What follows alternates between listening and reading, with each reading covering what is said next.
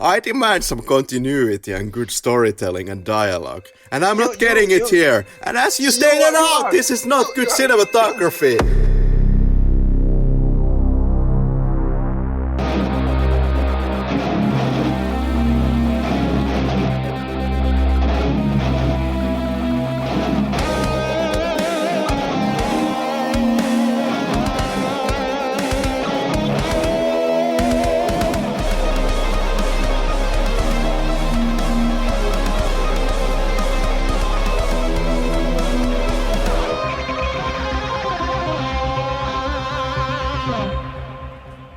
Well, bloody hell. Here we are, in the middle of nowhere without electricity. Speaking of which, I'm going to switch off this wall clock. Yeah, I was listening to your wall clock and thinking that's something straight out of Evil Dead. Let me shut it down, even though it kind of fits the mood of tonight's episode, I guess. Yep. Despite it being the only 3 good days of Finnish summer, we are still doing this shit. Yep. That's it.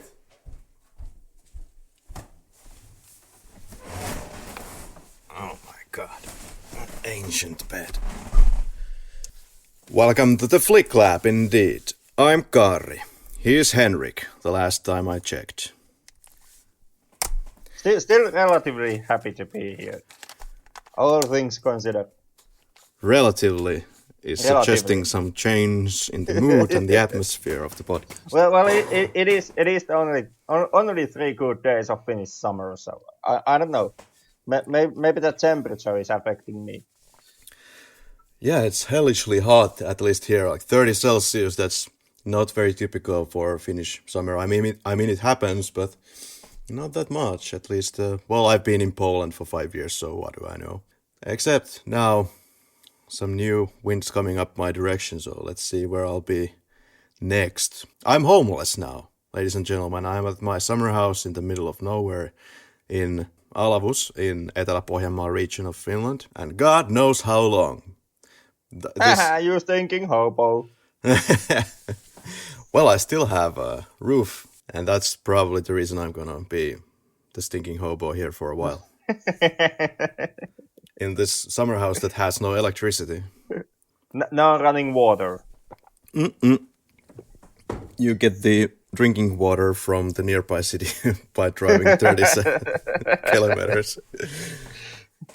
Well, to be honest, that also pretty accurately describes the Finnish main city, Helsinki. Oh yeah? Yeah. No electricity, no pure drinking water. Yeah. No indoor toilets. People are just sitting on the streets as we speak. What are you doing in Kallio? I think you need to change the location. All right. Tonight's film is Time to Hunt 2020. And this time we're going to take the whole episode to discuss how incredibly handsome is Choi Woo-shik. So welcome to the show. Yep. Speaking of which, did you actually notice that in the film, the description of the economical collapse that happens in South Korea makes no goddamn sense, or they don't even give you a proper explanation of what type of collapse that has been. And that is the beauty of it, because it's secondary. Everything comes secondary here. But yeah, unfortunately, the reality check here is that Henrik has chosen a real treat for us tonight. And I don't know what the hell is going on with you. First of all, you have to know that I'm one of the absolute not fan of zombie flicks. And then when we do choose a zombie flick, it's zombie strippers. For our 98th episode, I might add. What gives? Come on, man. Did you notice the title of the flick? Like, zombie strippers. It kind of explains itself. Yeah, it's something that explains itself when you're heteronormative cis male. Come on, tits are like universal language. They bring together all sexes, all gender, or all nationalities. Well, it's the favorite two things of somebody who just has too much time on his hands: zombies and strippers. And that's what you get. I don't know what's going on with you. Let me recap what's been happening for the last week here, dear listeners. So first of all, we were kind of supposed to record on Sunday. I was waiting for Henrik to reply to my messages regarding what the hell are we gonna watch as the movie tonight for the 4 or 5 days. And then I'm already desperate, Henrik, what the hell is the movie we're gonna burn? And then the message finally arrives. It's zombie strippers. And we record on Tuesday. Fine.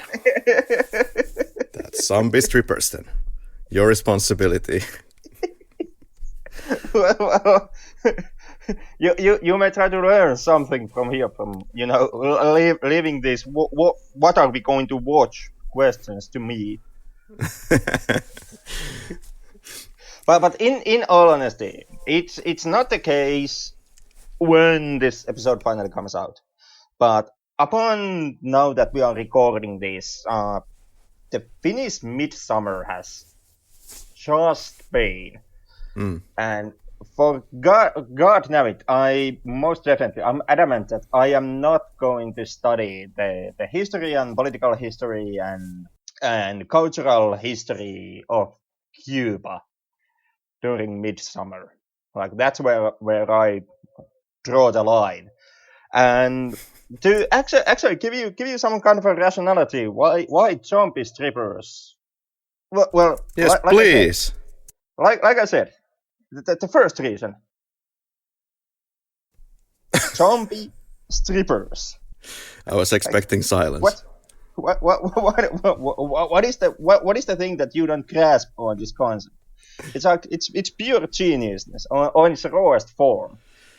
The second reason, like I said, I most definitely I was not gonna spend my midsummer studying goddamn Cuba so that we can do a normal, typical The Flick Lab episode. And I also happened to check on the release catalog of our past episodes, and I noticed to my surprise that once again we have made umpteen fucking episodes about cinematic classics and art cinema and what have you. The previous episode was Alien. The flick before that was Time to Hunt, which still is relatively serious movie. There was the Andalusian Dog, and I noticed that we haven't really touched upon trash cinema since Uninvited, which was fucking ages ago, already on this point.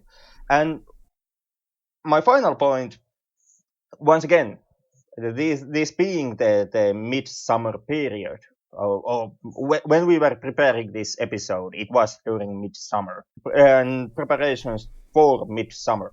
So let me ask you, Kari, did you spend 100 hours doing your background research and studying today's flick?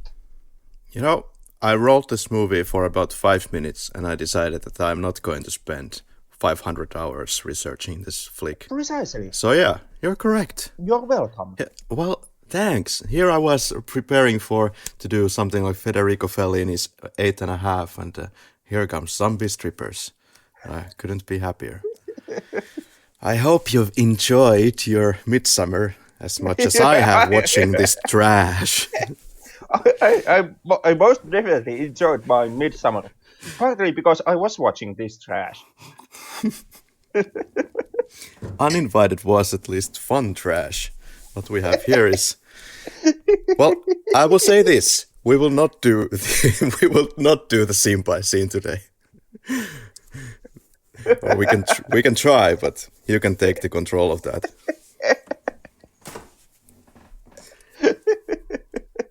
Yeah. Thanks for the reminder to be careful who is going to pick the flicks here. This podcast is sponsored by Koskenkorva. No more Zhubruvka since I changed the country, so back to the old classics. We can be found on Instagram, Facebook, YouTube, and what am I missing here? Twitter. The webpage. The fucking webpage. The flicklab.com. Siellä se asunto edelleenkin on. That's I guess our services for this time. If you use any of these abominations, feel free to do so. What's your history with this film? Let's hear it. I actually found the flick originally from the bargain bin of the local video rental store, where it immediately caught my eye because goddamn zombies and strippers. Like it's the most genius concept that you can possibly have, and on top of that, it's starring by Jenna Jameson, who is famous for all those flicks that I watch for like for research purposes. Yeah, and nothing else. Yeah, kind of like Bill O'Reilly, who was asking from Jenna Jameson for Jenna Jameson movies, and Jenna Jameson then joked about that publicly, that I'm sure that he was only using it for research purposes.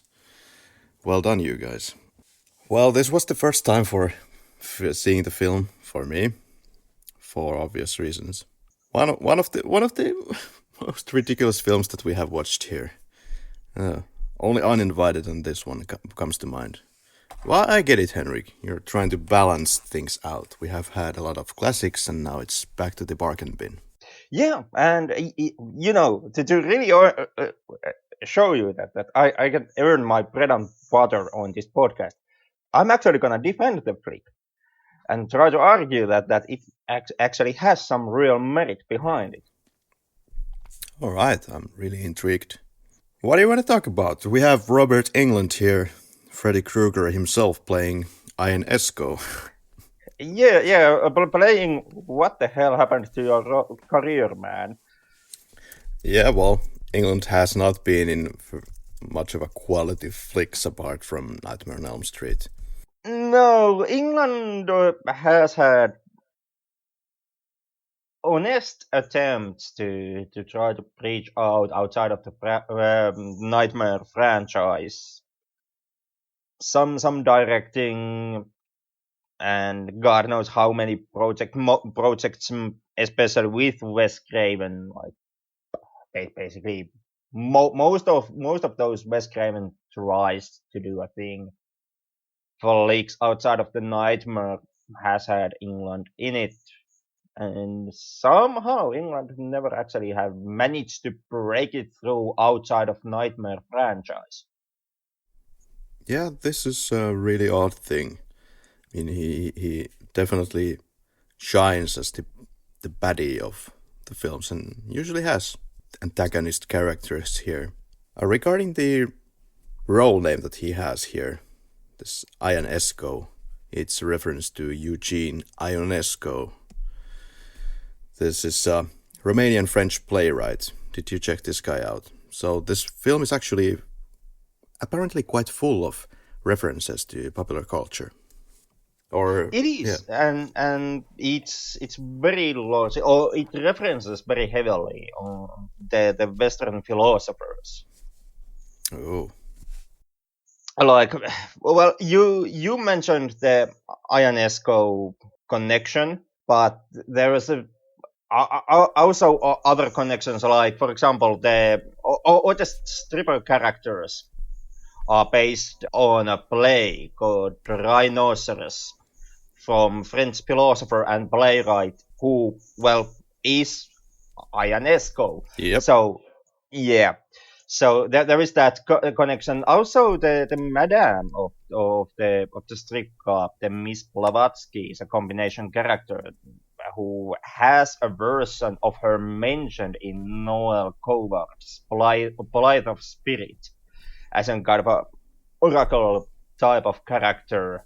And the military leader that they have is named after Albert Camus, who was also a philosopher and existentialist, a contemporary to Sartre, and the place where the film takes place is Sartre, Nebraska. Mm. So we're dealing with actual art film today. Just add some references to smart people and voila. Well, I hesitate to say that zombie strippers is art in any meaning of the word, but I would maintain that zombie strippers, despite its name and most of the content, which is very titillating to say the least, it is still a film that actually tries to be more than you would at first hand expect simply by simply going with the title or most of the content. That there is a philosophical element to it. It's mostly just used for references and puns. But I still, how many zombie films, how many horror flicks, how many movies you altogether know that actually tries to use philosophy and philosophers as a base of some of its jokes. On top of Mm. that, it's also extremely heavily political satire. Also, the political satire aspect in this film's case is, I would say, it's the element that is more obvious and more in your face than the philosophical stuff. Even though the philosophy also at times gets pretty in your face. Hmm.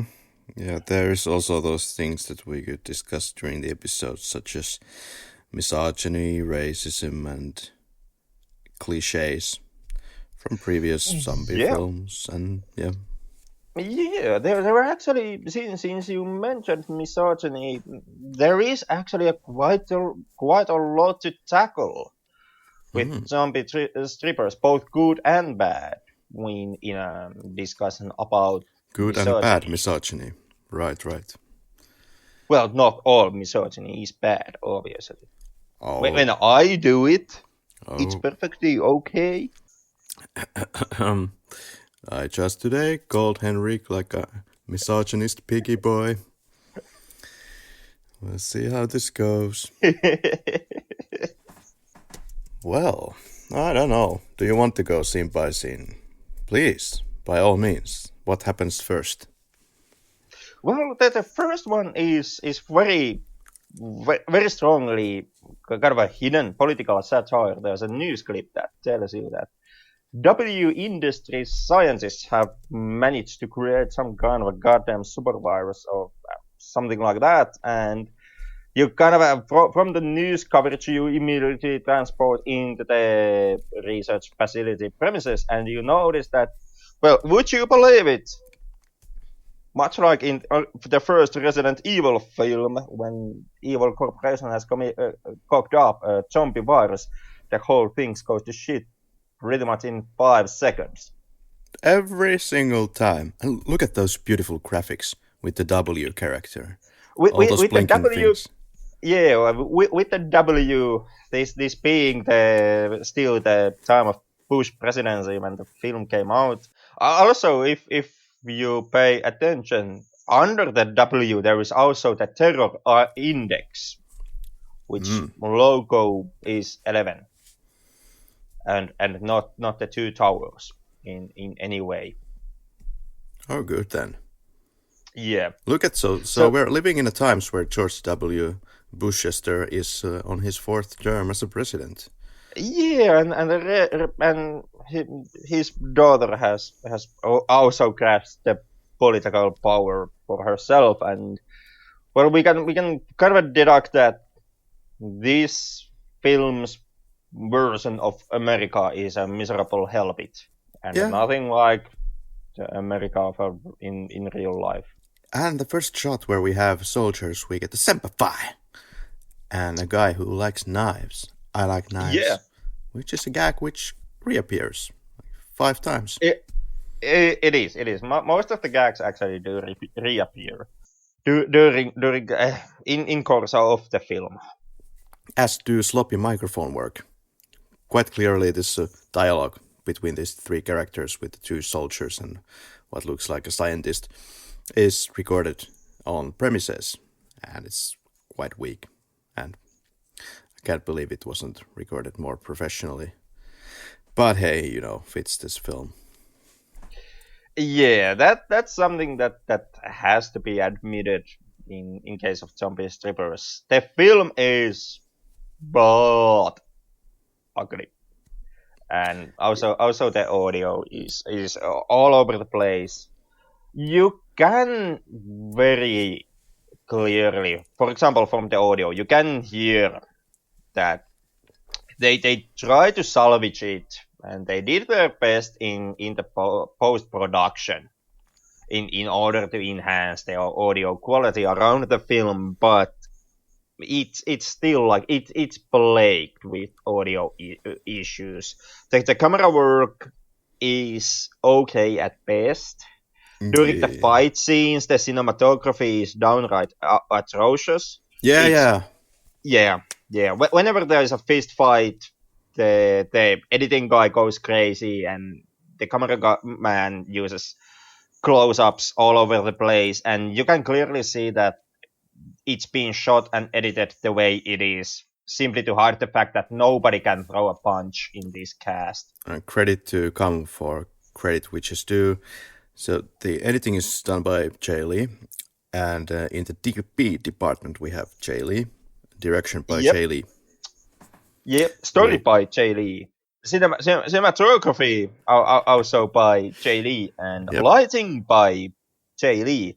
Jay Lee does so much in this film that even Robert Englund himself was impressed by exactly how much Jay Lee actually does behind the scenes. Oh, he was. He was. Is there a commentary track on your DVD? There is, and it's nothing great really. It's your extremely average, very typical commentary track that comes with cheap films. Most of Mm. the talk is just like, well, I like to act on this scene, and I liked my character, and Jay Lee goes full. It's so nice that everybody who was acting in my film showed up on time on the shoot and stuff Oh, like that. original. Wow. Never, Yeah, never yeah, heard. yeah. It's not any kind of a treasure trove of information. What about the art department? Were they bragging how amazing the special effects were for $15? Actually, yeah, art department is genuinely impressed on exactly how much they managed to squeeze out of the $15 that they had. Oh, And oh, when it comes to the art department, I'm actually willing to give it to the art department guys in this film. Like they really managed to stretch out the $15. unfortunately, I am not an art department guy, but I always used to wonder uh, what's the difference between a 15 USD and a 15,000 USD special effects shot? Like, you have the same skills, you have the same knowledge, but somehow you're not able to do the similar shot with these. Well, yeah, yeah. You don't necessarily have the skill. Like big budget films usually are shot by guys who actually go to schools for this type of shit, and they do have bigger production crews. Yeah, so I mean, is it the crew that is working on a limitation budget of 15 USD in a way that affects the quality in a way that they are not able to do as much crazy rendering on the image or something like that? Or is it Oh, just the case that you need a 15,000 USD worth of art department skill to pull it off? Kind of interesting. well, in most of the cases, that pretty much is it. Yeah. Like the CGI rendering of an image, it actually costs Hmm. pretty much. Like even your Hollywood productions, they don't have really in-house CGI teams. They outsource it and they buy it from different companies. Every single fish in the life of Pi. was actually drawn and rendered by, I don't remember what was the animation studio that they used. Same goes with Cats and basically every CGI heavy Hollywood film. It's always outsourced and both. And if you don't have the money to outsource, then you have to do it yourself. And if your expertise are something like 50 hours with Blender, well, of course it's gonna look shit.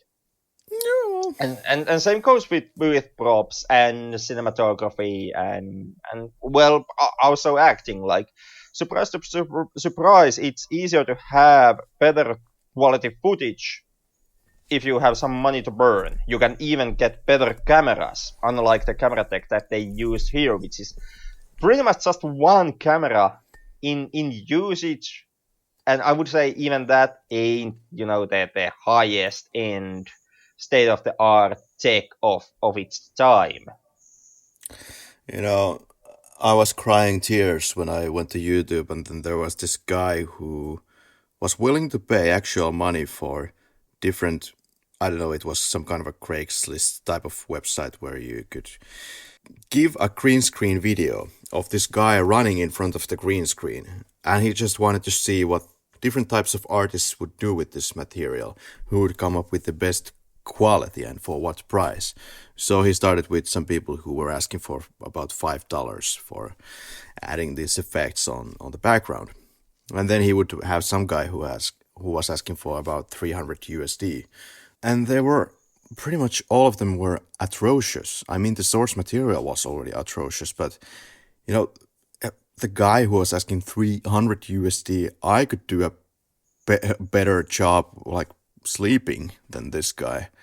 And then the guy put the same job alert on Reddit, and those people did it for free, and they were like fuck ton a lot better than anything these people did for the money. So yeah, sometimes maybe it's just best to do your film on Reddit, I guess. There's sometimes, yeah.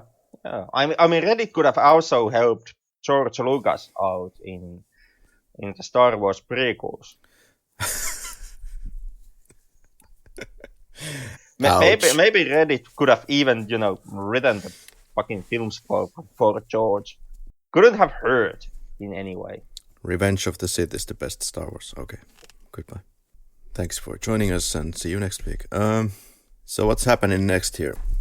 You know what you know what I hate about this film is just the way that it kicks into gear without kind of anything. Just you get to know that this is the fourth term for President George Bush, and you have to sympathize, and they get on the business, and the zombies are already infestating their laboratory. So it's time to shoot these bastards, and that's it. It's Yep, kind of it, the it zombies are wastes already no there. time to get to the strip club. Well, there's that, it's always so atrociously, oh my god, it's so boring to look at most of these zombie movies. Well, they waste the first 30 minutes in kind of showing you how zombies work, and then it kind of starts. So I give the credit for that we get the gears going here pretty fast. And yeah, so we get to the strip club, and we have the star of the strip club, Jenna Jameson, and okay, Henrik. Okay. The tits are great. The tits are actually Uh-huh! the, Uh-huh! the tits are pretty great. I have to say that I get some great, interesting vibrations here myself. Even like that. That's impressive.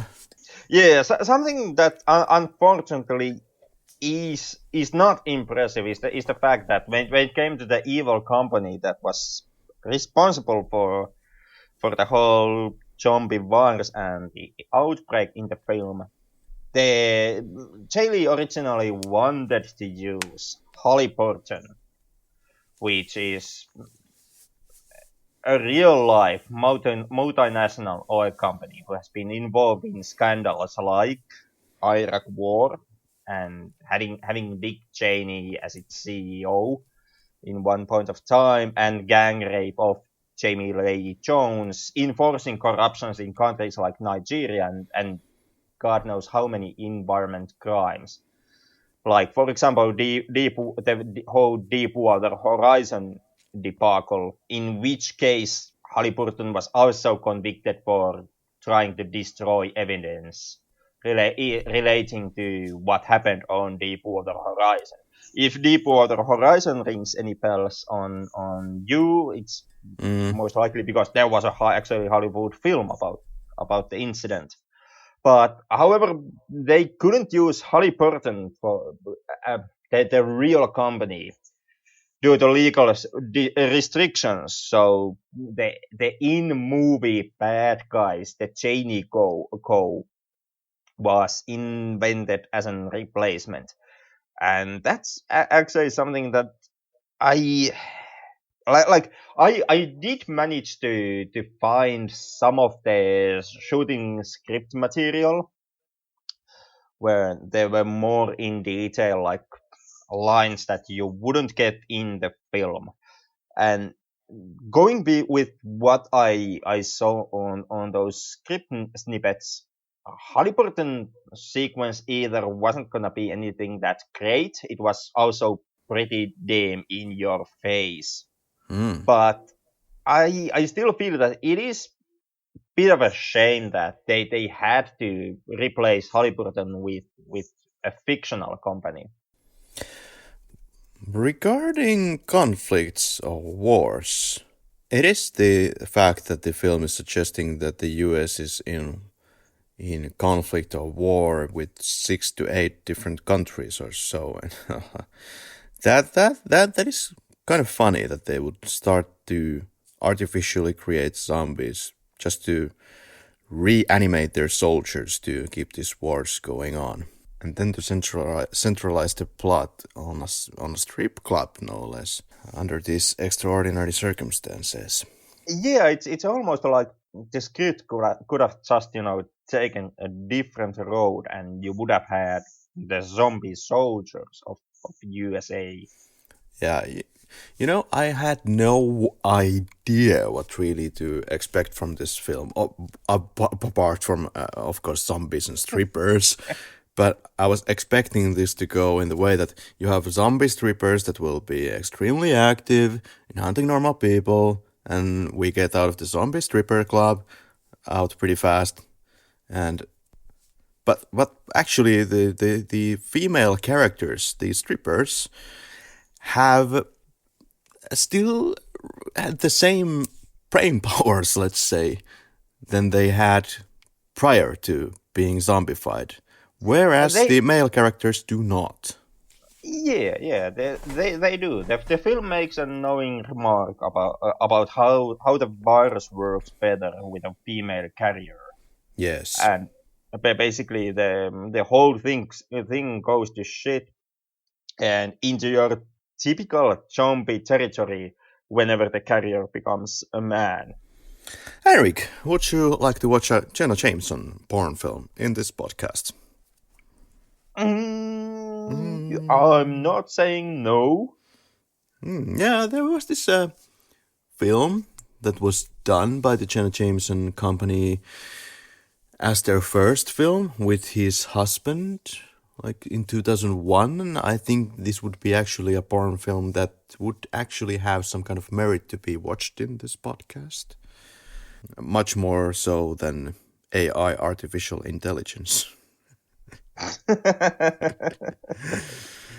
Maybe. Like to our listeners behind the screens, actually it is surprisingly hard to find a watchable porn film for this podcast. Yeah, especially hard. But also this 2001 flick with Jenna Jameson, it has some hardcore lesbian action mostly. So if we would like to show the representation of all kinds of different quirkinesses out there, we have had straight porn. I think it's time for some lesbian action next in this podcast.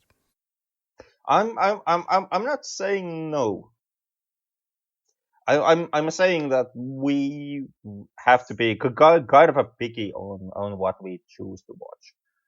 But if we ever actually end up doing a second pornographic episode, Of course we do. And is it still your stance that we do need a professional guest on this show? I actually do think that in that case we do need So it's a not gonna guest. be just my blabbering about lesbian tits in the show. Well, Maybe not, but oh, with the guest also comes the ugly question: exactly what are we going to talk about with our guest during the episode? The typical scene by scene might not actually, well, seeing how we are talking about pornography, might not actually have anything that interesting to talk hmm about for I don't know the typical 5 hours that these episodes take. hmm So we would actually need some actual topics which we are going to address. And also coming up with the topics is a bit challenging. What do you think about the Jenna Jameson's seeming indifference in appearing in this film? Is it just her ego or her kind of an experience that is oozing off the screen, that she goes to the stage with this unbelievable level of confidence? Or is it just that she doesn't care to be there? Or it's just she's so experienced that she wants to show off, like, ah, I am enjoying this in a way of indifference. Um, it's an interesting question because we are talking about Jenna Jameson, who already has left the industry and has made a career for herself outside of porn. Mm. She these days works as a columnist and a writer and a public spokesperson. So with that out of the way, it's a bit hard to say exactly how interested Jenna Jameson would be to appear on this film and how much, for example, ego and vanity would be tied into her being in zombie strippers.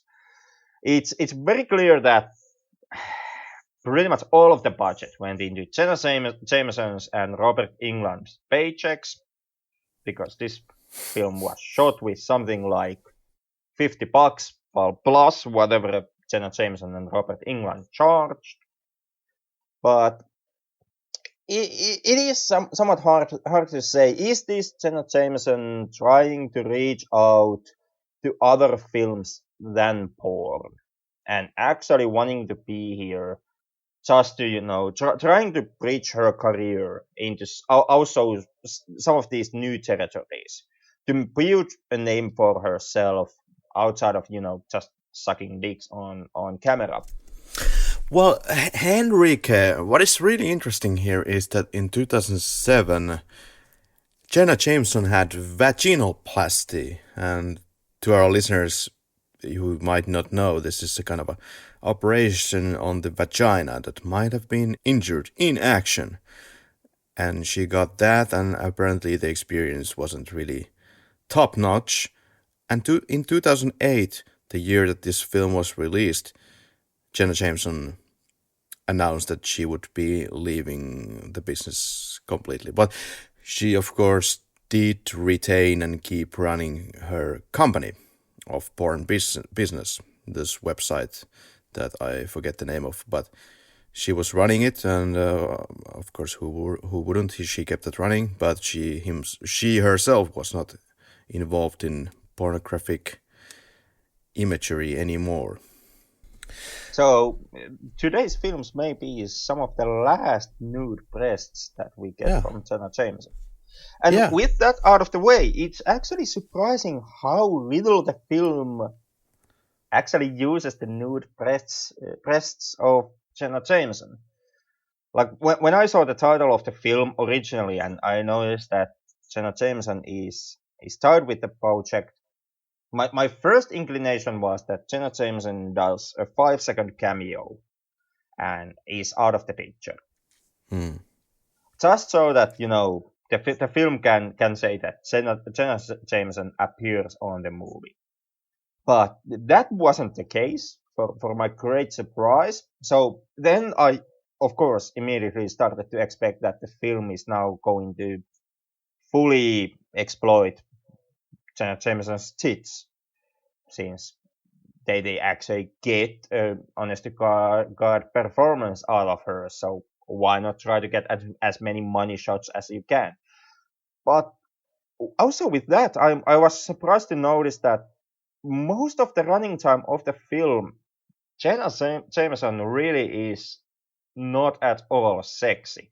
She's the first stripper to turn to zombie, and in this film, the zombie makeup goes far enough to include all of the aspects of body transformation and the rotting flesh. This is not so like in some other trash zombie films where the zombie makeup is just just some white powder on somebody's face. Now you are zombie. In here Yeah. they actually have the latex and open wounds and blood and all this stuff. And whenever Jenna Jameson is covered by latex and rotting flesh prosthetics and all the fake blood, it's not really that titillating. And I was really actually, honest to God, surprised to see that that was the route that film was took with Jameson. You just keep on using titillating in this episode. I can't see why. But I think I would still argue that this film's main purpose is just to get a hard on for Jay Lee, who has invited or has made this script in order to just get the sexy moments for his set for that time. Well, actually, the whole reason why Jay Lee made the script was to break through the kind of a barrier to enter to horror films. Of course, he would Like say like, that. like yeah, like the whole film originally started as a joke. They were thinking what could be the most commercial name that you can come up with, and they were joking around, losing names. Name zombie strippers came out, and then they slept, and the next day Lee appears and says that I actually believe that we can make a film out of this. Like we can make a film around the title Zombie Strippers, and that's kind of the noble birth where the whole project originally got started. It was just trying to use the most commercial name that you can come up with to break through to horror market, which back in the day was relatively open for pretty much everybody. And that's how all the best films were made, Henrik. Come up with the title first and then write the script next. Well, Alien was originally Star Beast, and it was made because somebody made it the Terror Beyond Space, and the screenwriter wasn't too happy how Dark Star turned out, and the film got funded because, well, Fox had to make money somehow, and no other sci-fi script was on table. But never mind the tables. Around the ball we have Jenna Jameson and well, I don't really care about the zombie phase, but pre-zombie phase, she is really, really, really good looking on that ball. I have to admit that part to our listeners, and but it takes a hell of a lot of time to establish itself, or not really even establishing. I feel that the film just bumbles on, shows these girls, and is most interested in showing the girls in these titillating moments, and it takes quite a lot of time to get to the actual zombie fiesta here.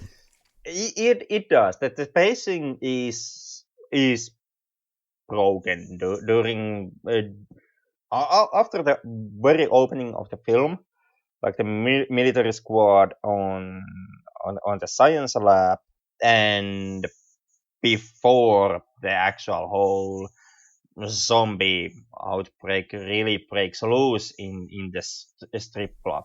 There's a huge chunk of film which is just well, here are tits, and here are tits, and here's dialogue, and here's some more tits. The pacing doesn't exactly work.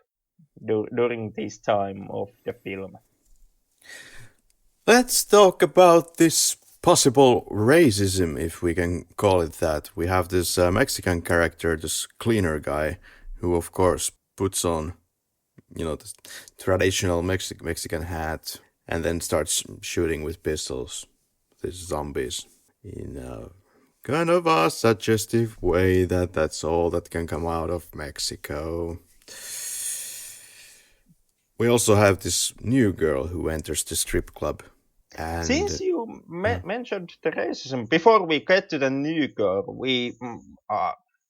I have to point out that the racism is touched upon even more deeply in the film through the Robert England's character, who is openly racist and openly abusive. And when it comes to the racial inequality in US, like the whole aspect that the character of Paco is being looked down upon by England's character, who repeatedly calls himself as Mr. Illegal, that immigrant, and stuff like that. But at the same time, also is very eager to hire the Mexican illegal because, well, they are cheap, and to American cleaner you actually would have to pay something. yeah, they are cheap, Henrik. And it's not only that it's Robert England being, or his character being racist. It's also that he has this problem with germs, or he's germaphobe, and particularly germophobic against the ladies, who of course have all kinds of sexual diseases that can be transmitted by touching with hands or something. And Yep. he's completely terrified of those, but not at all terrified of touching the cheekbones of the striptease announcer. That's fine. Yep, yep. And when it comes to the germophobic aspects of England's character, that's kind of the same similar situation as it is with Paco. It's kind of the movie. I don't know, bit fumbling with what it, in my opinion, tries to do and say. Mm. But the racism towards Paco and the misogyny towards the ladies from England's character's part, to me, those actually read somewhat of a condemnation of the actual racism and actual misogyny in US, and the stigmatization that happens for immigrants, happens for women, happens to those who are strippers or who are engaged with sex work.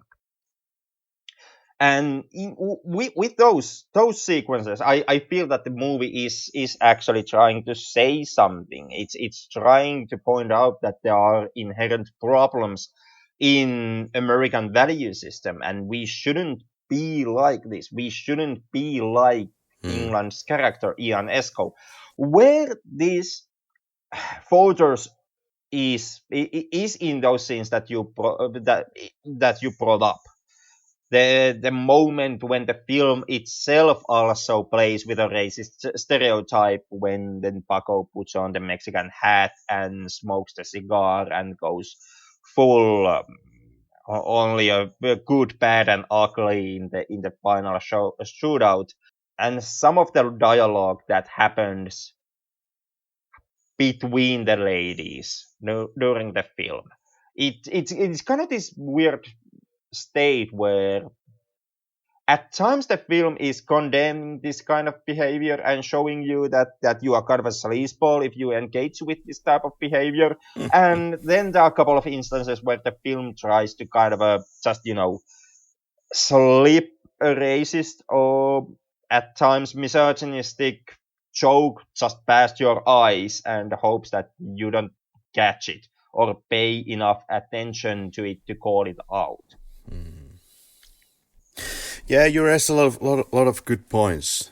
it's kind of all over out there. Clearly, this film is coming from a libertarian standpoint that we have a George W.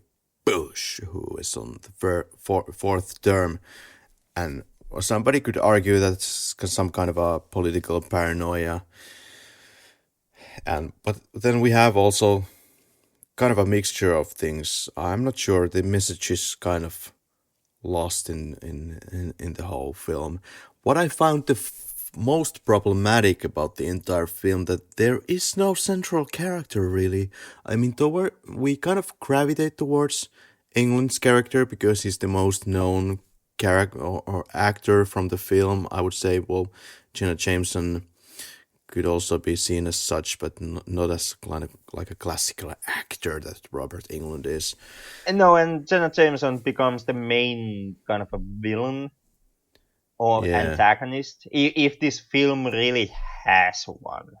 yeah, yeah. So it kind of bumbles on, and I believe there is no central focus except the tits. There really is not character wise, and not even story wise per se. This is kind of a just situation that escalates within the strip club and then it's resolved at the end of the film. Mm. And there really is, like, I would say, when it comes to the characters of the film, I would say that the character that has most of an arc is Janet Sousa, who plays the stripper Beret Jean. Mm. And her whole arc, which is kind of arc in loose terms, is her trying to find a philosophical base, like forming an identity. She goes through different philosophical ideologies throughout the film, abandons them one after another, tries this, tries that. And finally, at the very end of the film, she declares that she now understands it all. And she knows who she is, and is immediately shot to the head. So even that arc is kind of a like, it comes from nowhere, it does nothing, it goes from to nowhere.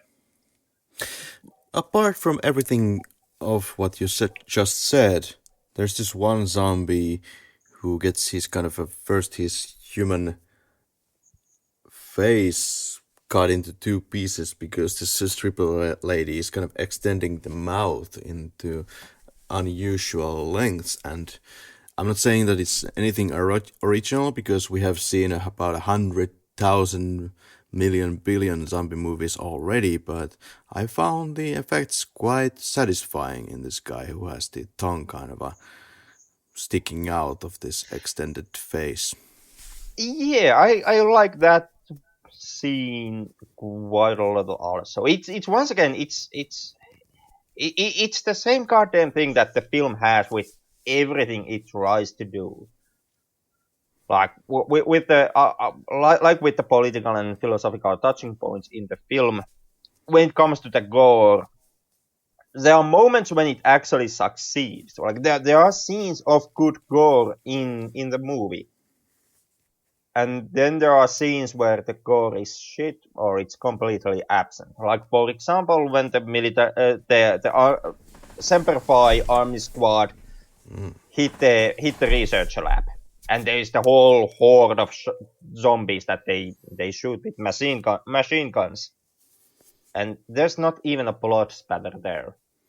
And apart from all that, Robert England kind of has this quality of Wario, the American Wario. If you've ever played any Mario games, you might know Wario, this ha ha ha ha ha character from the Super Mario games, and I think he would provide an excellent voice for this character in any American incarnations. Apart from all that, there is also this new stripper lady that I was about to discuss, and she seems to be quite disgusted by everything going on at this strip club. Not disgusted enough, though, mind you, because Jonah Jameson becomes zombified, and seems that nobody's really batting an eye. There's this one stripper character who first reacts to this whole mess and says, after locking this one victim in a cell, she says, "Oh, my hero. I would like to have a kiss," or whatever the dialogue piece was. So nobody seems to be quite interested in what the fuck is going on. And then they just get bitten one by one. And it's actually the case that the strippers start to offer themselves one by one to these zombies to be better strippers. And Yeah, that's kind of the because plot. that kind of is the plot. Like the paying audiences at the strip club, they take notice of the now zombified strippers, and for reason that I also never really understood, everybody really like zombified strippers with all that rotting flesh and goat hands and all that stuff. Yeah. And regarding this new stripper, she has kind of a, I don't know if if it's a boyfriend or a stalker. Anyway, he just kind of follows her around to anywhere she goes. Still, I would say that this guy is the sexiest thing that you get out of this movie. That this is kind of up to anyone's preferences. But yeah, it's weird. The guy is in the bushes and then just kind of jumps out of there, and the girl is unfazed. Okay, let's go to the strip club and see some titties together. Zombie titties. But with the whole zombie titties aspect of the film and exactly how kind of hungry the audiences in the film's universe are for zombie titties, there is a kind of a correlation also with what happened in pop culture in general during this time period. I mean, this was the moment in pop culture when zombies were all the rage. Walking Dead was Oh god. starting up, and that kind of gave rise to the zombie boom. And all of a sudden, the whole world just couldn't get enough of zombies. Let me One of the tell you about most The Walking Dead. I was able to watch like half the first season and then I had to shut it off because of boredom. But whatever floats anyone's boats, go ahead. yeah, I but think it's like now on the season 50 or something. it is, and it has the spin-off Huh? Fear the Walking Dead, which takes place, if I've understood correctly, at the early phases of the outbreak in Walking Dead universes. There were also the video games, the Telltale video game series, which also sold like hot potatoes. And following the success of Walking Dead, basically everybody was doing zombie films. And the zombie walkathons, where people dress up as Yeah, zombies and walk from place A to place B.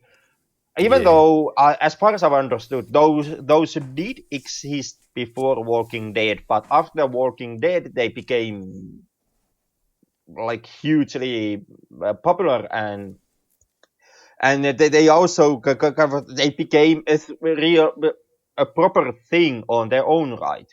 So there was this kind of a zombie appetite that we all of a sudden developed during this time period, and I kind of see similarities between us as pop culture consumers who just have to get more and more zombie entertainment, and the paying customers of this film who whoa. also are just throwing their money literally at the zombies and don't care about anything else except seeing more and more zombies. I just don't get it. I just don't get it. I thought A Night of the Living Dead was actually, when I first saw it, I was really going to be convinced that this is going to be just another zombie flick, then nothing much to it, and it would not scare the hell out of me. But it actually did. By the end, it got so dark. To oh my god, it's still to this day. I think it's a really effective film. It's a really well made film.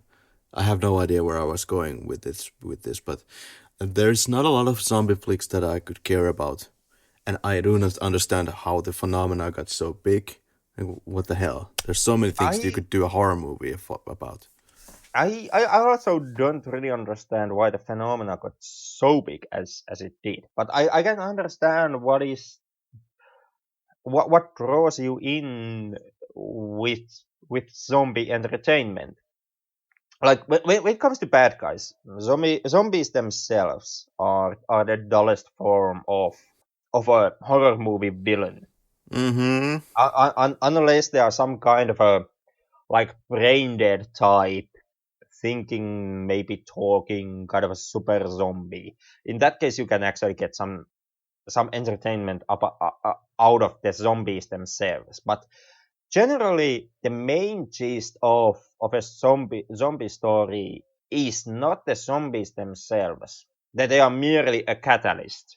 That the whole kind of a main conceit, the main meat of a good zombie story is the human interaction and basically the humans turning against each other, and that's how zombies should mostly be used in most cases. Some exceptions do exist, but in most cases zombies should be used just as a catalyst that kind of a they take away from the human characters the benefits of a working modern society and the safety net that you get with a society and the systems that play inside our societies. Zombies are there Mm. just to take those away and leave the human characters to their more primal, more selfish base indulgences. And the main story should stem from, those human characters kind of colliding with each other. And maybe that's kind of my problem with zombie films because, like The Walking Dead, perhaps I find it more of kind of like an extended or different version of The Bold and the Beautiful. It's more about the human drama than it is about the zombies. And I maybe don't quite grasp this concept. Well, right, yeah, zombies there to create human conflict. It's just maybe, I think the zombies have to have something else going for them, just being a mass of zombies out to get you and change the location where you are in the story and changing the human interaction. I don't know. I think I found something more in Train to Busan, and I'm all for that one. Yeah, I don't know myself. Like I said, there are exceptions, like Brain Dead, where the zombies are Oh an God. actively working faction within the film, and they actually constantly try to do something that they can. They have lust. They have needs. Some of them even can talk, and there is some form of intellect working underneath them. But mostly, I myself, I see zombies as the same kind of a just a kind of a forward pushing force. Like for example, disaster or nuclear catastrophe movies, where what I'm mostly interested in a typical zombie flick is precisely that bold and beautiful human interaction and the human clique turning on itself. Yeah, so dear listeners, if you ever wanted to see the ultimate Peter Jackson, just skip all the Lord of the Rings nonsense because the books are infinitely better anyway, and just go for Brain Dead. I really wouldn't say that the books are definitely infinitely better. That was a bad joke. There's some good, like at times the books are better, but there's also some really top notch bullshit Oh, in the books. it really reads like a Bible, And I have to admit that I never got to the end of it. It is heavy read, and when Peter Jackson asked Tom Bombadil from the story, nobody shed a tear. Yeah. All right. So yeah, well, everybody gets zombified. There's a lot of cliche and really stupid, nonsensical sequences where one stripper lady, this brunette one, is in front of the mirror and like saying to herself that what are you looking at?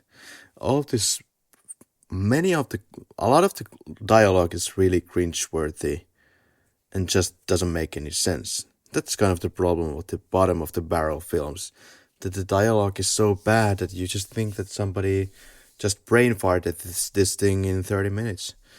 I mean, I don't know. I have a different opinion on that. I do admit that the dialogue of the film is no Shakespeare, but no, I still would maintain that the dialogue itself, it actually makes sense, and it actually worked really well, at least for this film.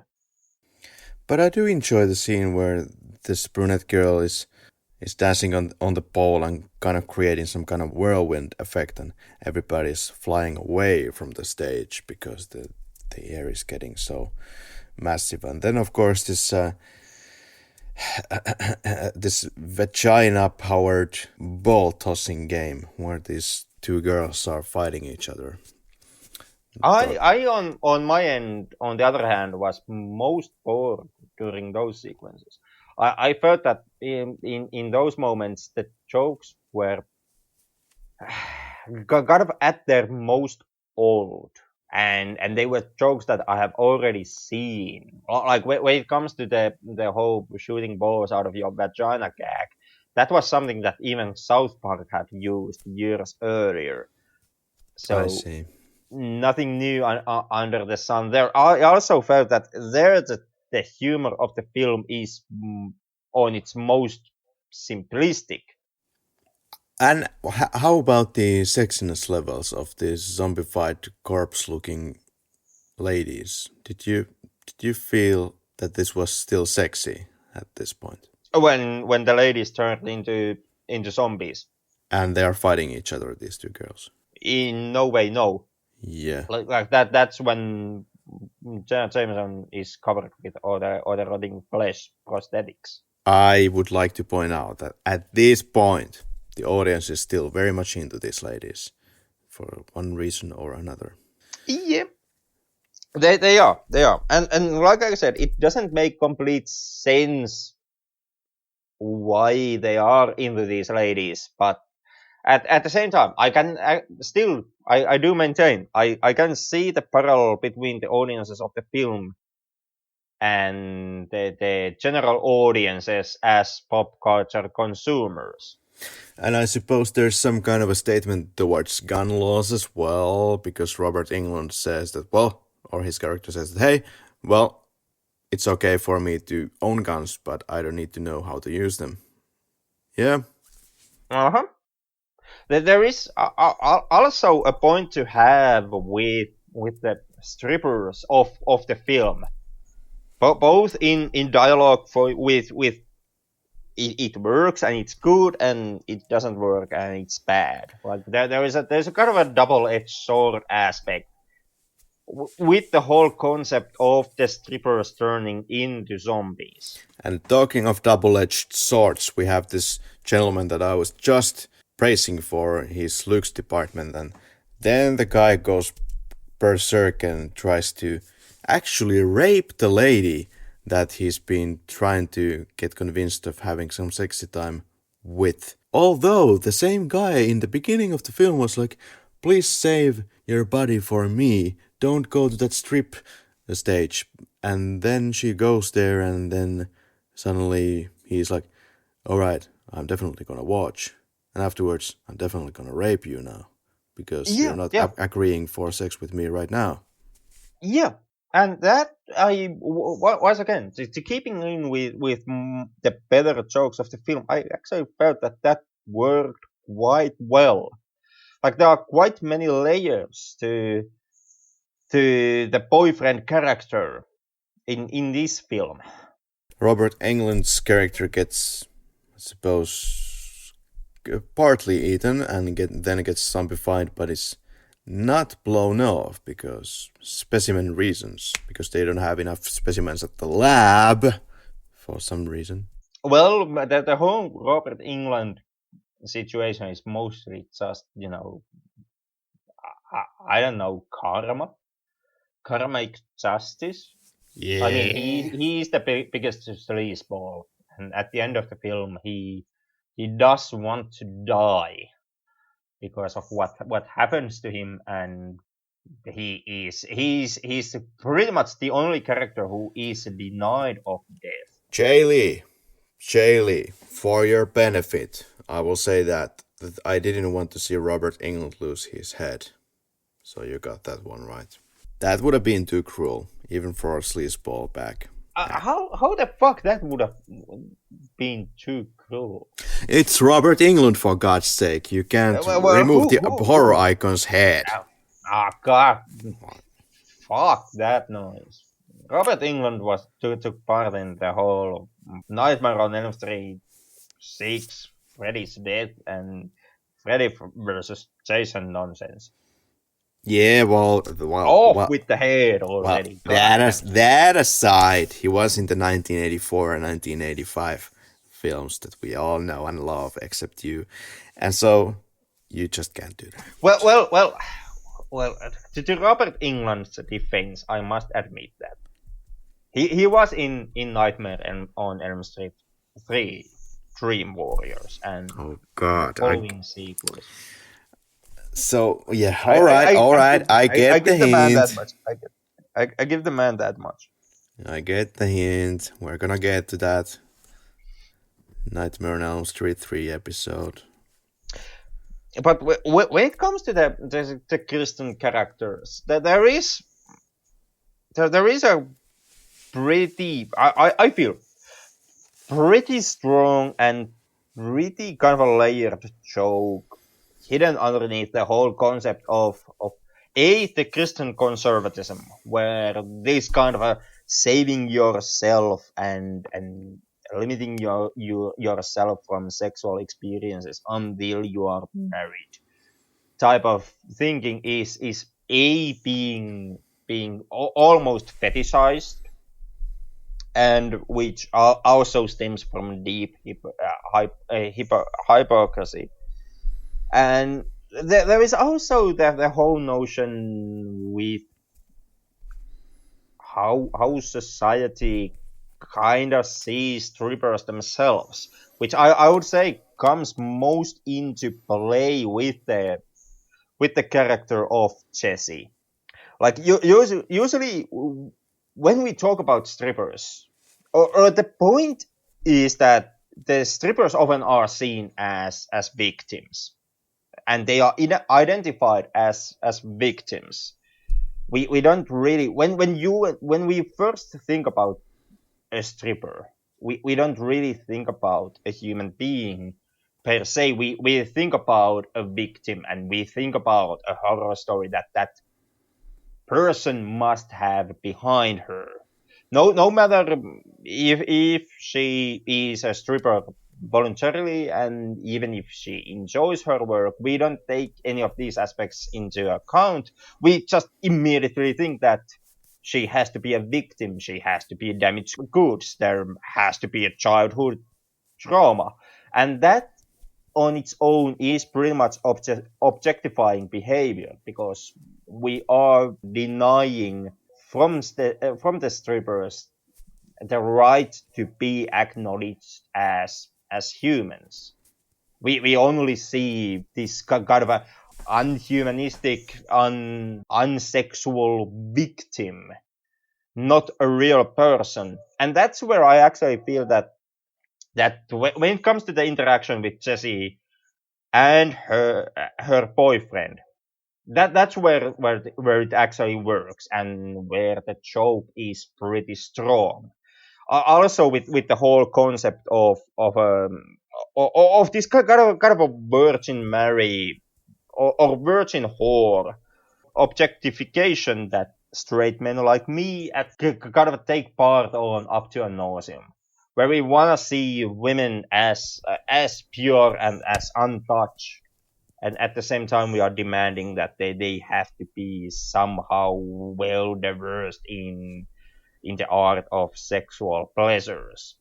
So and that's like I said, that's where I feel that the boyfriend character works best, and where also that the whole concept of the strippers being zombies kind of works best, because during the course of the film, the strippers who we often identify as victims, they kind of turn into the danger of the film's universe, and the paying customers themselves becomes the victims of the strippers, and also victims of Robert England's character, who knowingly allows the situation to escalate and actively takes part in hiding the truth and makes certain not to contact the authorities to put on end what actually is a zombie plague happening in his strip club.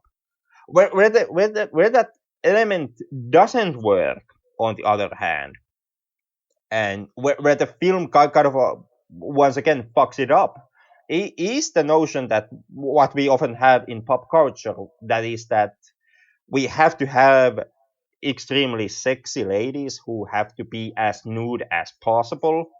In this film's universe, the Semper Fi team has two female members in it, and the blonde one and the brunette one. At the end of the film, the blonde member of the Semper Fi team, who is still who I maintain is supposed to be the best of the best of the best type of army squad, actually loses her shirt and has to go through the rest of the film on her bra, and that's kind of where the film falters. Like we had this concept that we have to have extremely sexy ladies as scantily dressed as possible, and at the same time, we often in pop culture we also have the need to destroy these ladies. In case of zombie strippers, we at first we have to have the strippers as sexy as possible, showing their breasts and showing as much skin as possible. And then later on in the film, we also have to have the same strippers being walking rotting corpses and having their heads stomped in. And that's well, like I said, that the film kind of does this. It succeeds on one level, and then it fails on the another. It does this constantly, and basically every aspect that the film tries to pull off. And when it comes to actually trying to be somehow smart and trying to address a liberal talking point through your film, through your zombies, this is one of those instances. Partly it succeeds when it showcases the victimization and kind of a turntables on who is a victim, and with the character of Jesse.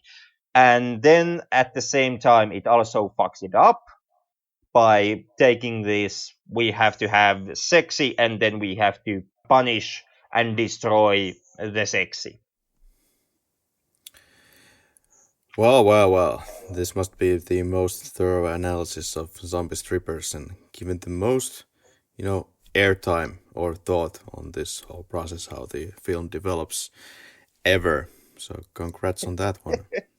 You can never say that I don't earn my non-existential paycheck on the podcast. Well, yeah, you constantly blow me away. I guess that's the proper terms to use in this show. But apart from that, we can get into some more molesting in the form of quickies. Favorite performance from Henrik? God damn it! That actually is a tight question for me, because I'm really between the two. Is it Robert England or is it Kermit Levitt who plays Miss Blavatsky, the madam of the strip club? Both of them, which I feel give out the strongest performances of the film and makes most of the funny jokes. Um, and I actually have to flip a coin. You have all the time in the podcast. Okay, heads it's England. Heads it's England. I'm sorry, Levi's. I don't know even what to say. You have completely lost the plot of what is the essential leading character of the film, and that's tits. And so I'm going for Jenna Jameson, pre-zombified. Favorite You're show? going for Janet Jameson pre-zombified or Janet Jameson's tits before Correction. zombified. Thank you. Jenna Jameson's tits. You're welcome once again. Thank you. Favorite shot? Would be Janet Jameson's tits pre-zombified. Like any of the shots. Well, it just happens to say in my notes that Jenna Jameson's first appearance on stage, meaning Jenna Jameson's tits. Favorite scene? Um, While you're thinking I, about that, I have Jenna Jameson's tits on the first it's all the appearance. tits at the end. Yeah. Like I just take all the tits and combine them in one scene in my head, and it's glorious. Favorite lines? Um, well, actually, this one has pretty good dialogue when it comes to the quote wise. No, I had extreme complexities in choosing this one, but let's see What what you the have. This fuck, has some guy? incredibly bad dialogue, but let's see what you have. Come on! This is like quote central. This is atrocious. It's fucking not. But well, Let's hear it. I'm waiting. from this from the dialogue that we have in the film, I go with so we are all, how you say, happy with the crabs. No, not crabs, the other crustaceans. But that unfortunately is not the best joke that they pull off. I would say the best line would, if we would count in the shooting script, it would actually stem from there, because this is a dialogue exchange that was cut out of the film. And this is a moment that happens when the strippers are originally introduced, and this is a dialogue exchange between Madame. Sorry, Madam Whoever. Madame Blavatsky and Jeannie, where Blavatsky starts that in my day in the old country, when I strip in field, in winter, 5-6 feet of shit ice. We'd freeze like spears sticking up. You slip on ice, fall on spear. Go through you like knife through piroshki. And Jeannie remarks bullshit. And why this bullshit? And Jeannie is, anyway, ice melts. You can't skate at the rink of death all year round. And Blavatsky remarks that this is true. But when ice melt and clear field, you maybe then step on landmine, which is actually pretty good depiction of current day Poland. And totally deserved shot right there. And regarding this something Atski character, yeah, perhaps I was at moments kind of impressed by her over the top Slavic pronunciation. So Whatever the case, I will give my regards to her. Thank you for appearing in this film. One of the few highlights. Even if kind of. I wouldn't call it hateful, it was fun. Thank you. My favorite line, I guess, this is just grasping at straws. But her. God, you just can't find good lines for No, movies. Just I I admit it. I tried. I really tried. No, you I didn't. really, No, really, you really, didn't. really, really tried. Herpes is one thing, but zombie herpes. And that's all I got. That sounds a good line. No, it's not. Like It's that's herpes. actually something that you could use to describe a sticky situation. I tried, but that's the best I got. You just can't appreciate a trash dialogue, man. This is the Polish elitism talking in you. What's talking about? Precisely that. I've got my accent pretty well. I got my vegetables on my tables. Favorite kill? Once again, there are a couple of shots of really good goal in this film. If I would have to choose, like my two favorite kills during the film is the guy who gets his head torn in half. The whole "I like your tongue" sequence, and when the announcer of the strip club gets the top of his head torn off, and you get all the juices close-ups on his brain and all that jazz.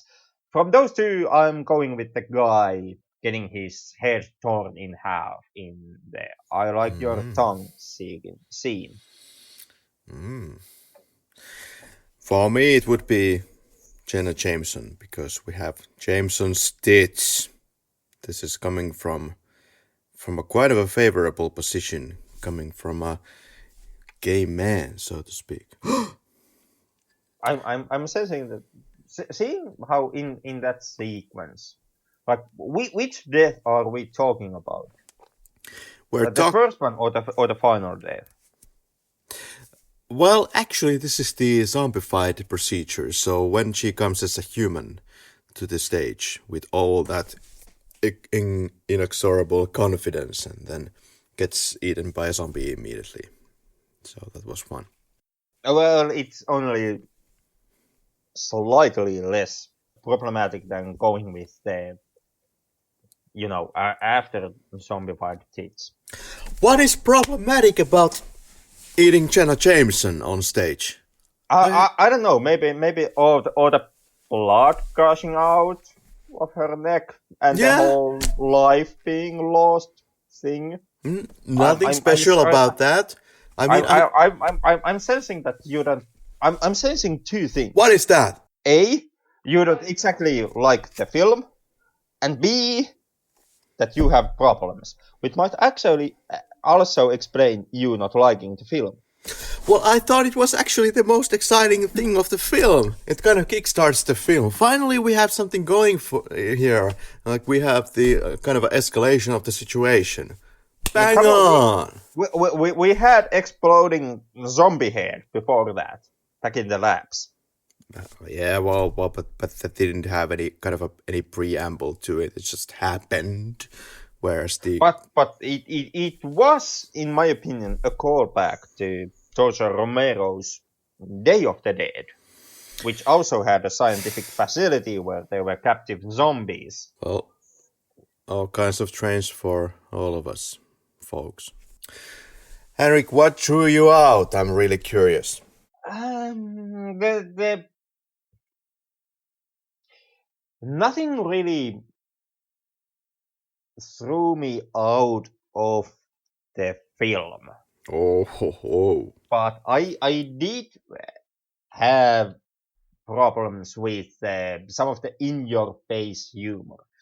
Once again, it didn't throw me out of the picture, but I did notice, and I too did cringe a bit when the humor was, or when the political humor more specifically was most in your face. Wow! Yeah. So, first of all, the film doesn't have any leading character as I have established here, and I'm sorry if my volume is going a little bit crazy decibels here, but it just kind of wobbles on. It takes kind of a long while to get started because it's still preoccupied a bit with To, its to, to, to quote titties. to quote to quote famous poet Sartre, motherfucker, have you ever seen Jim Jarmusch movie? No, I haven't. I rest my case.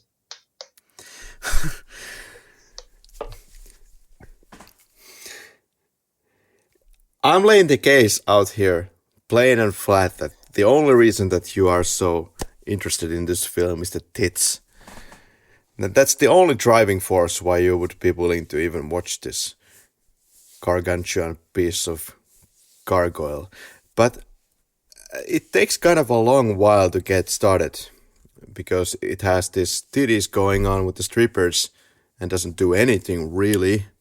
Everything just kind of seems like an excuse to get the breasts on screen, but kind of a horrifying dialogue and script. Cliche, misguided, not that funny as it wants to be, and unintentionally dumb. Am I now judging this situation correctly? Does this film not tickle your elitist bones? Like, is this not the fine art that you devote yourself in? Right, because we have watched some French films, some kind of a class cinema here. Then we are watching zombie strippers. This movie doesn't have any elitist bone in its zombified body. No, What and are you talking about? God bless him. I'm actually willing to appreciate the film, even though this is not something like even though this is not a classic cinema, and even though this does not have the elements of the typical elitist movies that we usually visit on this podcast. I try to keep this podcast like listenable to the best of my ability.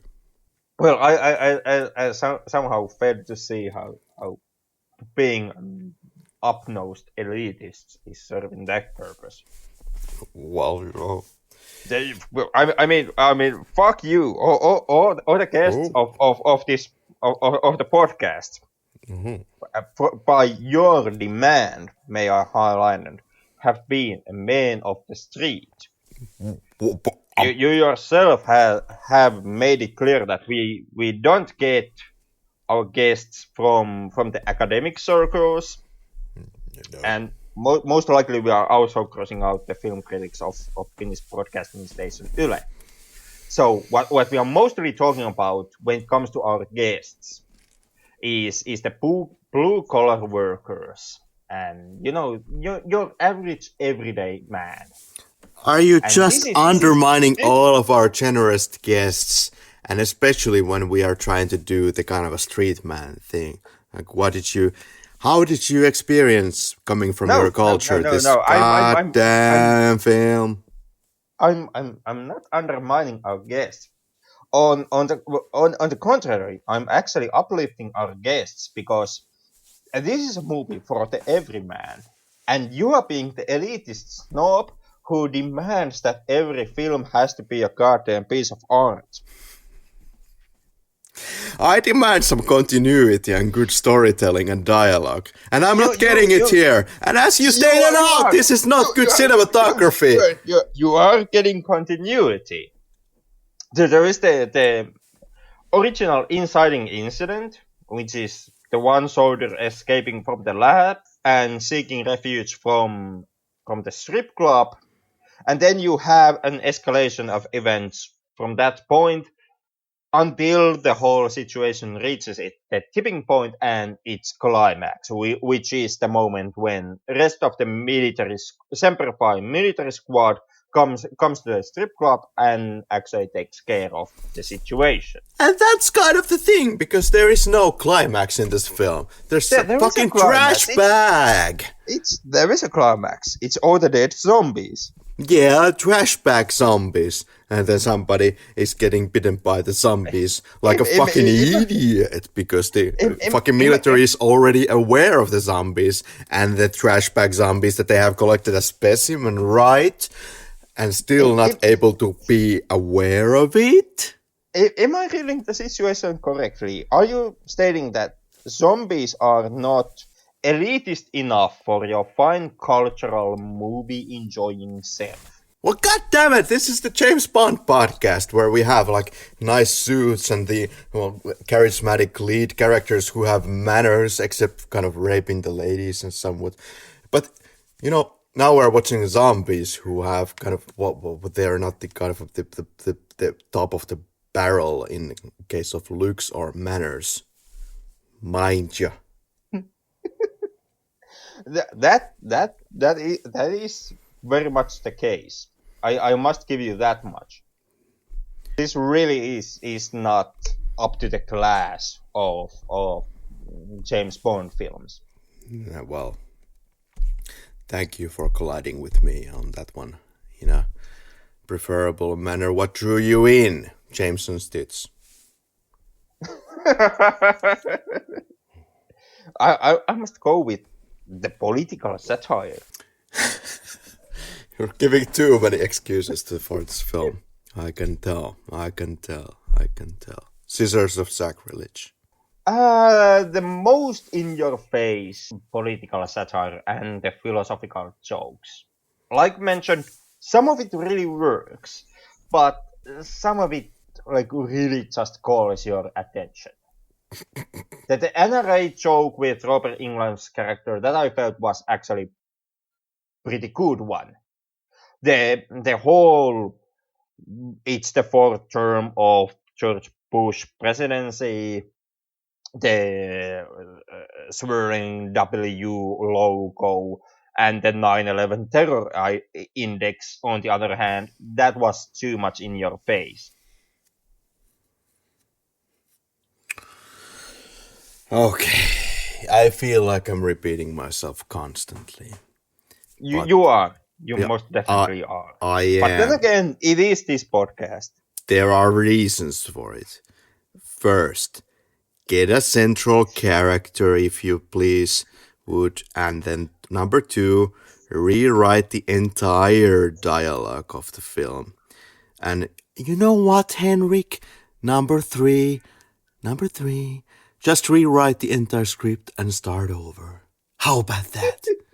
How about that for your listening pleasure? I mean, it's an intriguing idea, but I realize that it's a complete satire. Of course it is, of course.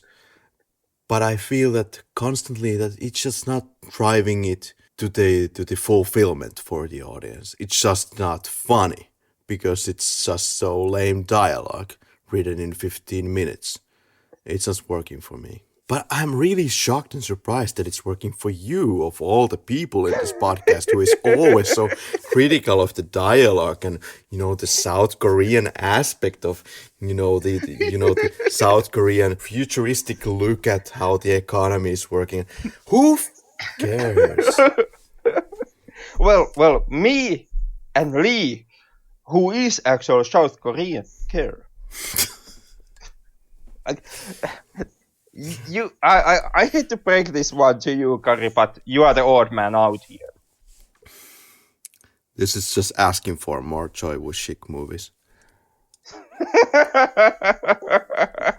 well, only if they have more better established economical model.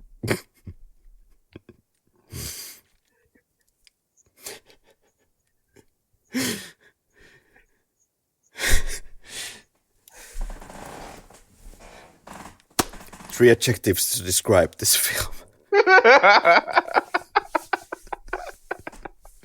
Don't say titillating, please.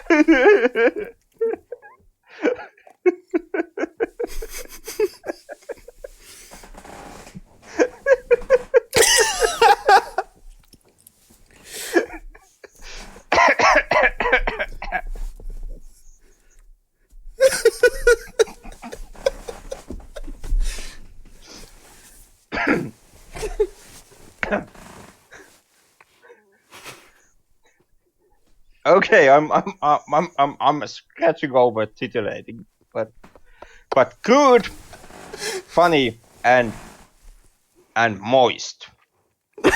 Because of the rotting zombie flesh and nothing else. Oh, I had something going differently here. How about cheap, lazy, and dumb?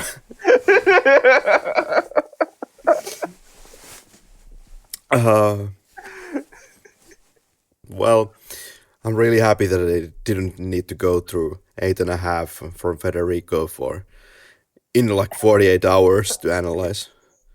This makes more sense. We can return back to your elitist cinema in the next episode.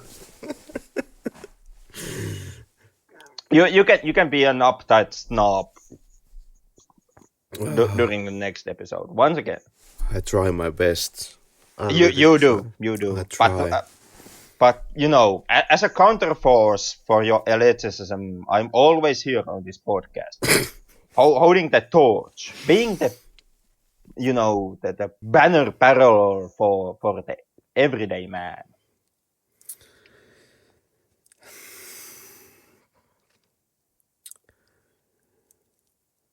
What are we doing again? Henrik, would you recommend this film? Why did you go first? Because if I've learned anything from the elitist fucks of this earth, they always want to be the first. I would think that you would be the first to go, considering the kind of a libertarian approach of this film. Well, I can be the first to go. You don't have to though, because would I recommend zombie strippers? There's 2 syllables, and that's ne. Fuck yes.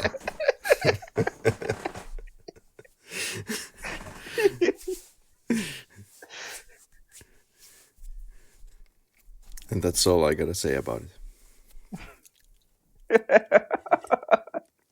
My vocabulary is stunted by this film. Most likely, yeah. I can understand that. My vocabulary, on the other hand, is being stunned by cold beer, which is what I drink because I'm an everyday man. I enjoy a hot steak and cold beer after a hard day's work. But when it comes to zombie strippers, would I recommend it? I actually, honest to God, would. It's not a glowing recommendation by any merit. Like you have made perfectly clear, and I do acknowledge it. We are not talking about any kind of a classic cinema here. This is not any kind of a fine art that we are dealing with. Um, the film has it has a pacing problem. The cinematography is okay at best. It's terrible at worst. There are sound issues. This is very ugly looking and very ugly sounding film. But at the same time, that's actually nothing new. At least for me, I kind of have become blind and deaf to some of the technical failings when we are talking about trash cinema.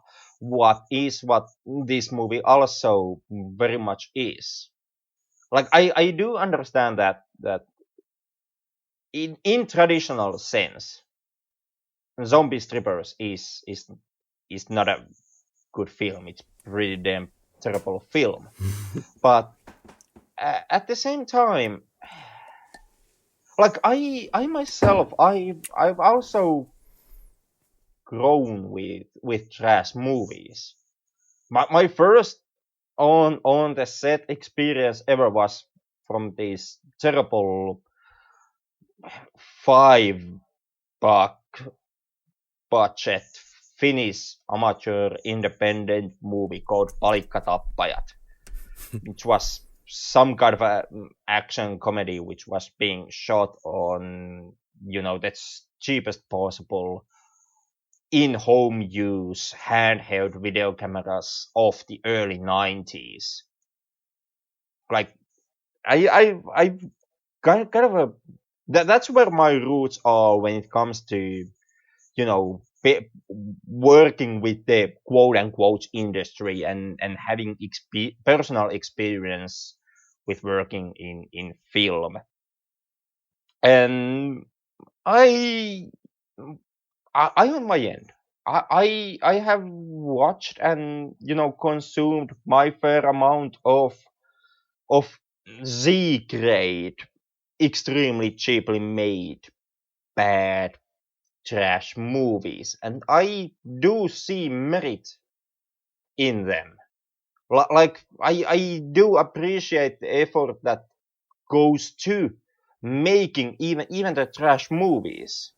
And I do understand that that's not for everyone, but that is at times it is for me.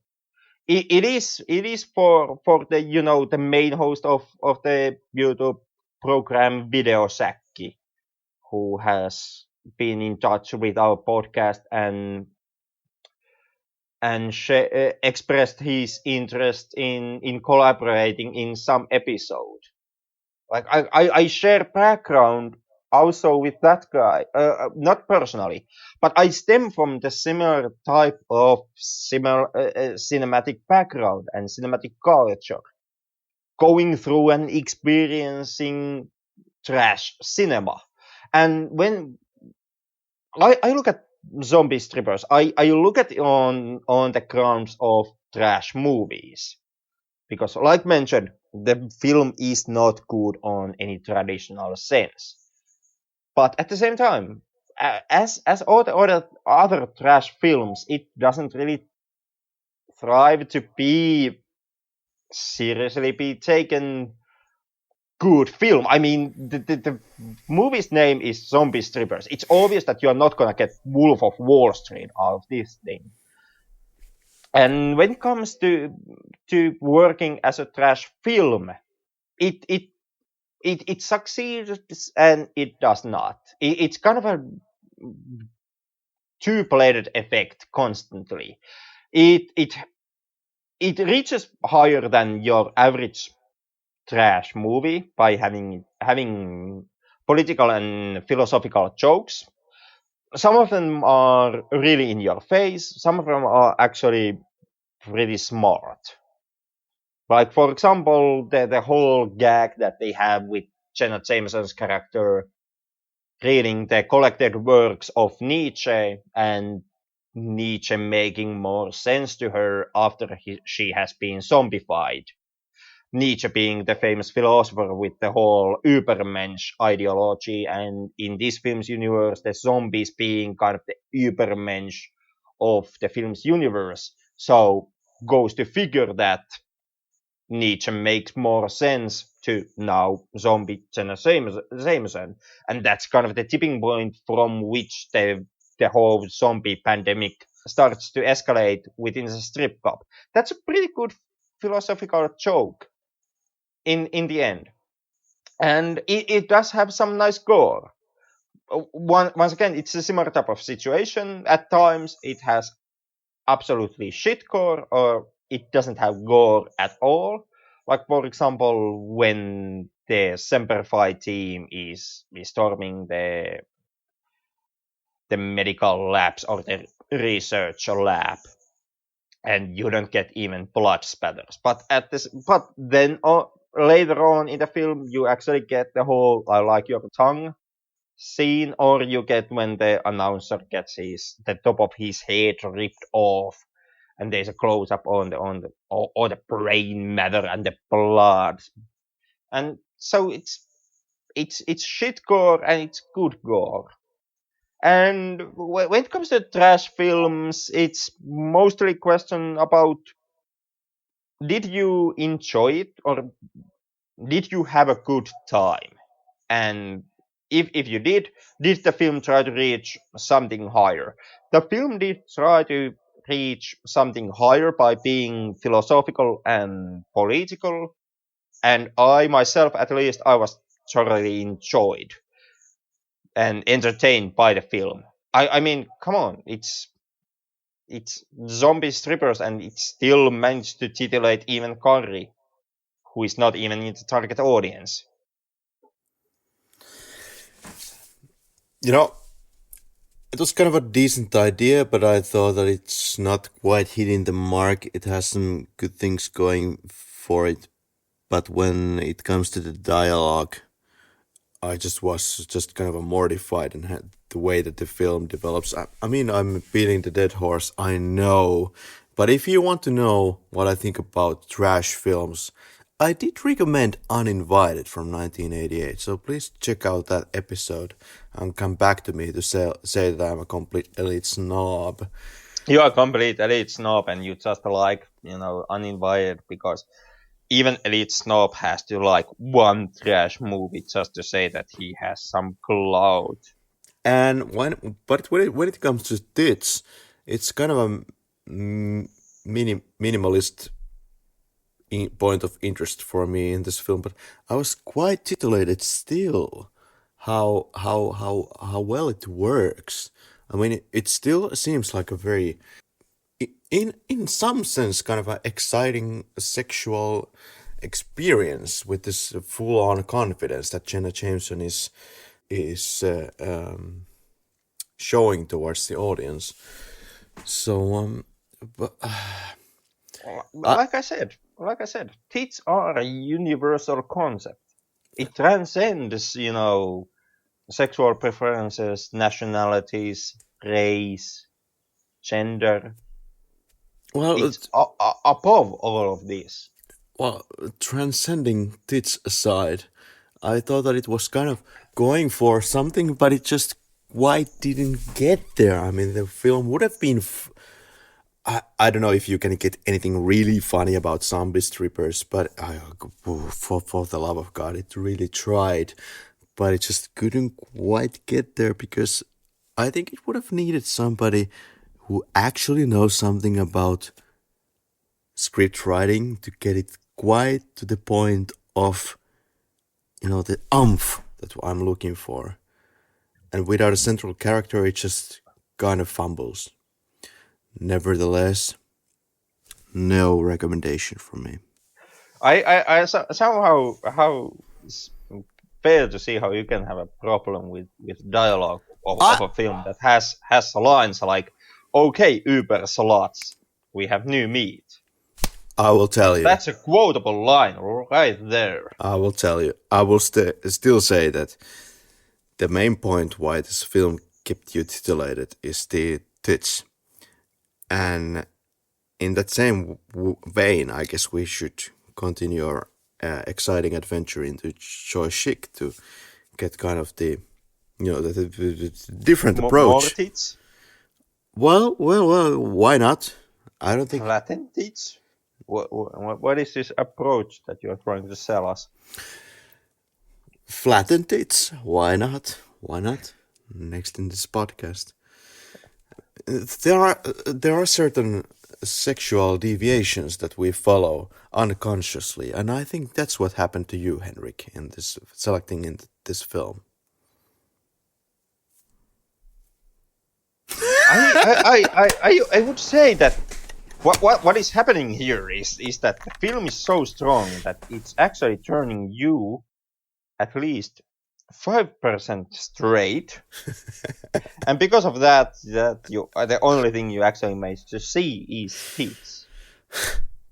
Well, that was essentially the best part of the film. I have to agree. I would almost say that we need to have a episode where our guest is the guy from Videosaki. And I would still argue that like the second point why you chose this film was just to have something that is not quite like a lesbian porn, but as close as we can get to it without a guest. So I can shoot off your load in this episode. Actually, I was really disappointed that we didn't, in the end, have a guest for this episode. Honest to God, I would have actually liked to have the Videosaki guy with us here tonight, or have a real life stripper with us as a guest tonight. I'm all for it. Go look for strippers for this podcast. That's the part that we are kind of I mean, as a film podcast, we are a bit too shameful, even for strippers. What is shameful about? Are you career shaming in this podcast? Our podcast, most definitely. Like my family has already disowned me ever since I started co-hosting the Flick Lab of all things. What There, there, would there, there, there exists a testament made by my parents where there is my and my siblings' names all written, and the concept and the shares we are supposed to get from absolutely nothing. But still, it's the thought that counts. And ever since I told to my parents that I now am a co-host on a film podcast, I know for a fact that they took the testament out and they just overthrew my name. I have some things to discuss with your parents. I'm in the and, same. and and and and they would counteract any of your arguments by stating that, is it true that you are hosting a film podcast? Looks like the best ways to get listeners at this point is just tie people in a chair and put something on their mouth to not hear any opposing views. Just put on the Flick Lab. Yeah. You usually torture and brainwashing are the best ways. Yeah. Especially in the case of product of this quality. It's okay. They just still haven't realized that we are professionals.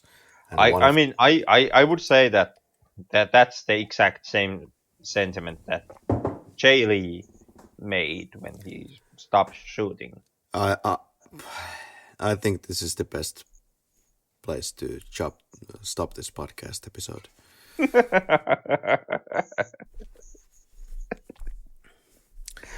If well, well. if you still know that we are, of course, the utmost professionals, you can find us on Facebook, Twitter, YouTube, Instagram, and please contact us if you have any questions in regards of the film industry, because we have all the answers. And also, if you are a film critic for the Finnish broadcasting station Yle, please contact Kari personally on Twitter. Kalle Kinnunen, Kalle Kinnunen, you're wrong. I would say this episode proves that Kalle Kinnunen was right. I haven't seen Kalle Kinnunen's credentials. I actually have some. I can post them on Facebook if you want. Would it be time to get the hell out of this podcast before an infestation of zombie strippers? So Kari, elitist fuck. What is the up-nosed snobbish movie that we are going to touch upon next week? Because I have a strange feeling that it's going to be your pick of the Disney debacle.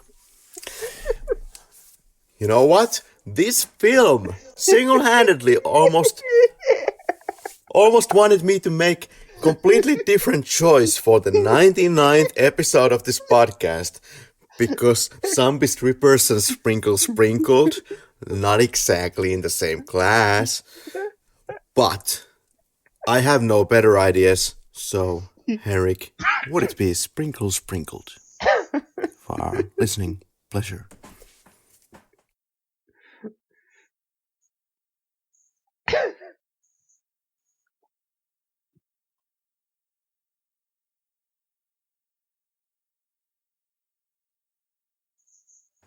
Sprinkled is the as it's known at least, the first film that has a narrative structure to it, a fictional narrative structure from the 19th century.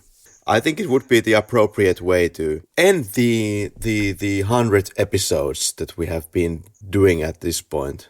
Then, it might be a bit of a challenge because it lasts like 1 minute or less, but it's definitely something that we haven't done before, and I'm all for. It's not that artistic, or at least you have to endure the artisticness of this for less than 1 minute. So, would it be okay for your summer days? I don't know. I don't know. I have to think about it. This. I mean, after all, I stem from the lineage of men who work on railroads and factories and construction sites. So I don't know if this really is the everyday man film. One thing is for sure, I can't endure more of zombie strippers.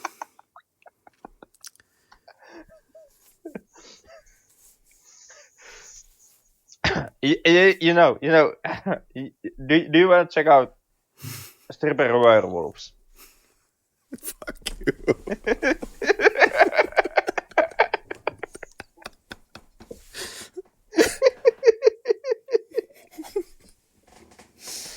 We can go back to Japan and say big teeted zombie squad.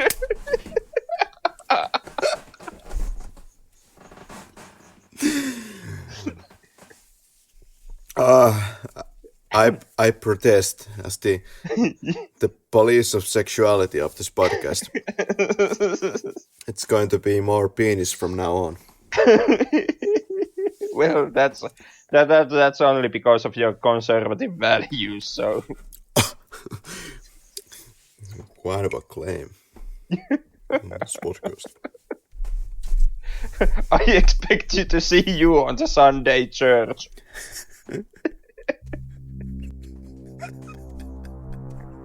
Yeah. Thank you for joining us. Yeah. These feelings and images. See you next week. Until then.